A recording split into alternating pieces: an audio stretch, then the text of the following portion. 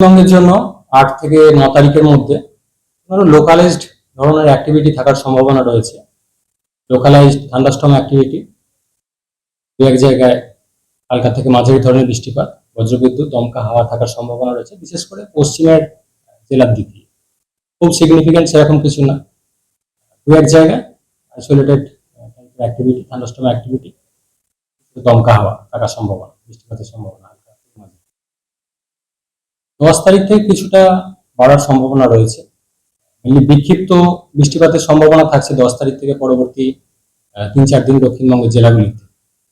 বিক্ষিপ্ত বৃষ্টিপাত অর্থাৎ সব দিন সব জায়গায় থাকবে না বা একই রকম ইন্টেন্সিটি থাকবে না, থাকলে এর মধ্যে যে প্রভাব কিছুটা বেশি থাকবে তুলনামূলকভাবে মেনলি পশ্চিমের সাইডে, পশ্চিমের জেলাগুলোতে।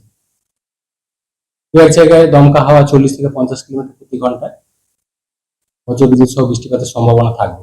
সম্ভাবনা বাড়ছে মেনলি 10 তারিখ থেকে পরবর্তী ৩-৪ দিন। ৮-৯ তারিখেও কিছুটা সম্ভাবনা রয়েছে, তবে মেনলি লোকালাইজ ধরনের অ্যাক্টিভিটি। কলকাতা পার্শ্ববর্তী অঞ্চলে ৮-৯ তারিখে খুব একটা সিগনিফিকেন্ট সেরকম নেই, আগলেও খুবই হালকা ধরনের পার্শ্ববর্তী এলাকায় কোথাও হালকা ধরনের অ্যাক্টিভিটি থাকতে পারে। খুব একটা সিগনিফিকেন্ট কিছু নেই, সম্ভাবনা কমের দিকে। 10 তারিখ থেকে সম্ভাবনা কিছুটা বাড়বে কলকাতা পার্শ্ববর্তী অঞ্চলের জন্য, বিক্ষিপ্ত বৃষ্টিপাতের সম্ভাবনা থাকবে পরবর্তী ৩-৪ দিন। অর্থাৎ সব দিন হয়তো হবে না, কিন্তু 10 তারিখ থেকে বৃষ্টিপাতের সম্ভাবনা বাড়বে কলকাতা পার্শ্ববর্তী অঞ্চলে। তাপমাত্রা খুব একটা পরিবর্তন থাকছে না আগামী ৪-৫ দিন। বর্তমানে কলকাতা পার্শ্ববর্তী অঞ্চলে সর্বোচ্চ তাপমাত্রা প্রায় ৩৫ ডিগ্রি কাছাকাছি, সর্বনিম্ন তাপমাত্রা ২৭ ডিগ্রি কাছাকাছি, ২৭ থেকে ২৬-এর কাছাকাছি থাকবে। আর্দ্রতা বেশি থাকার কারণে অস্বস্তি কন্টিনিউ করবে। উত্তরবঙ্গের ক্ষেত্রে ৮ তারিখে মেনলি লোকালাইজ ধরনের অ্যাক্টিভিটি থাকার সম্ভাবনা, লোকালাইজ থান্ডারস্টর্ম অ্যাক্টিভিটি, হালকা থেকে মাঝারি বৃষ্টিপাত, দু এক জায়গায় বজ্রবিদ্যুতের সম্ভাবনা রয়েছে।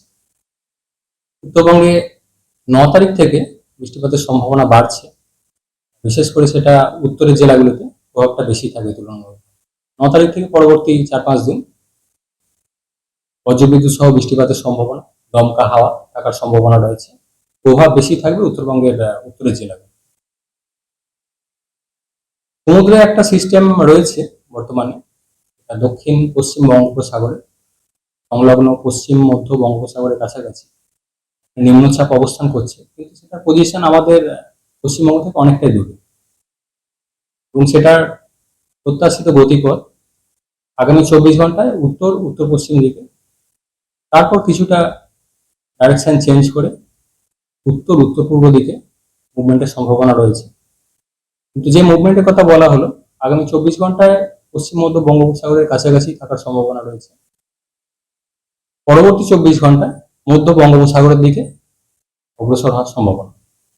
কিন্তু এখনো পর্যন্ত যা প্রত্যাশিত গতিপথ আমাদের পশ্চিমবঙ্গ থেকে অনেকটা দূরে থাকছে আগামী অ্যাটলিস্ট ২ দিন। এই যে বৃষ্টি বললেন, এটা কি এই সিস্টেমের? না, এই বৃষ্টি যেটা বলা হচ্ছে মেনলি থান্ডারস্টর্ম অ্যাক্টিভিটির কারণে বৃষ্টিপাতের কথা বলা হলো। উত্তরবঙ্গে বর্তমানে একটা নিম্নচাপ অক্ষরেখা রয়েছে উত্তরপ্রদেশ থেকে বাংলাদেশ পর্যন্ত উত্তরবঙ্গের ওপর দিয়ে, যে কারণে উত্তরবঙ্গের জেলাগুলিতে বজ্রবিদ্যুৎ সহ বৃষ্টিপাতের সম্ভাবনা থাকছে। প্রভাবটা বাড়বে ৯ তারিখ থেকে উত্তরবঙ্গের জেলাগুলি। দক্ষিণবঙ্গের ক্ষেত্রে যেটা বলা হলো, এখন মেনলি লোকালাইজড অ্যাক্টিভিটি, জলীয় বাষ্পের প্রবেশ বেশি থাকার কারণে, তাপমাত্রা ইনস্টেবিলিটি এসব থাকার কারণে, লোকালাইজড কারণে, খুব একটা সিগনিফিকেন্ট সেরকম কিছু না, লোকালাইজ দু এক জায়গায় বৃষ্টিপাতের কথা বলা হলো, সম্ভাবনা থাকছে ৮ থেকে ৯ তারিখ। ১০ তারিখ থেকে আরেকটু বাড়বে, বিক্ষিপ্ত বৃষ্টিপাতের সম্ভাবনা থাকবে দক্ষিণবঙ্গের জেলায়, মেনলি জলীয় বাষ্পের প্রবেশ বাড়ার কারণে, এবং পরবর্তী সময় কিছুটা প্রভাব থাকবে পশ্চিমী ঝঞ্ঝা।